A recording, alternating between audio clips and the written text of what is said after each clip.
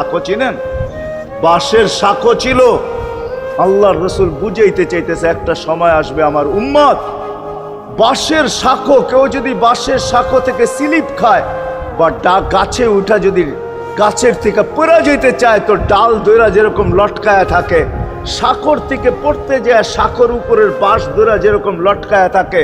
আল্লাহর রাসূল আমাদেরকে সুযোগ দিছেন একটা সময় আসবে উম্মত আমার একটা সুন্নত ধরেও যদি মউত পর্যন্ত লটকায়া থাকতে পারো তাইলে তোমাকে 100 শহীদের সওয়াব দেওয়া হবে। মান তামাসসাকা বিসুন্নতি মান তামাসসাকা বিসুন্নতি ইনদা ফাসাদি উম্মতি। এই জন্য আসেন, আজকে বড় অবহেলিত, বড় দীক্ষিত, বড় লাঞ্ছিত, বড় ঘৃণিত আমাদের রাসূলের আদর্শ আমাদের জীবনে বড় ঘৃণিত, বড় দীক্ষিত, বড় লাঞ্ছিত, বড় অবহেলিত। সর্বক্ষেত্রে দেখেন, বিয়া দেখেন আর শাদী দেখেন, হায় হায় পোশাক দেখেন আর আশাক দেখেন, সর্বক্ষেত্রে নবীর আদর্শকে আমরা পিছে ছেড়া দিছি। আর যার কারণে আজকে মুসলমান দুনিয়াতে লাঞ্ছিত, যার কারণে আমরা